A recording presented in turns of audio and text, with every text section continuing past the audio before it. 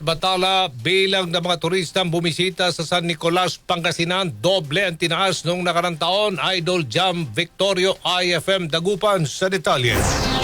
Higit doble ang itinaas ng tourist arrivals sa bayan ng San Nicolas, Pangasinan noong 2025 matapos maitala ang kabuoang 186,628 na bisita kumpara sa 90,726 lamang noong 2024 ayon sa datos ng Municipal Tourism Office. Ang naturang bilang ay nagmula sa tatlong pangunahing destinasyon sa bayan, partikular ang Maliko, Agpay Eco Park at Puyaw Picnic Grounds na pawang dinaray ng mga turista lalo na tuwing peak seasons. Nananatiling nangungunang destinasyon ang Maliko na kilala bilang Barangay Summer Capital of Pangasinan habang nagtala rin ng all-time high tourist arrivals ang Agpay Eco Park at Puyaw Picnic Grounds, partikular tuwing Holy Week at iba pang bakasyon. Pinaliwanag naman ng Municipal Tourism Office na mas mababa ang bilang ng 2024 dahil hindi pa naisama sa ulat ang Puyaw River Picnic Grounds at Christmas in the Park bunsod ang pagiging seasonal ng mga ito. Noong 2025, isinagawa naman ang mas komprehensibong pag-uulat na nagbigay ng mas malinaw na larawan ng aktual na dami ng mga turistang bumibisita sa bayan. Sa patuloy naman na pagdami ng mga bisita,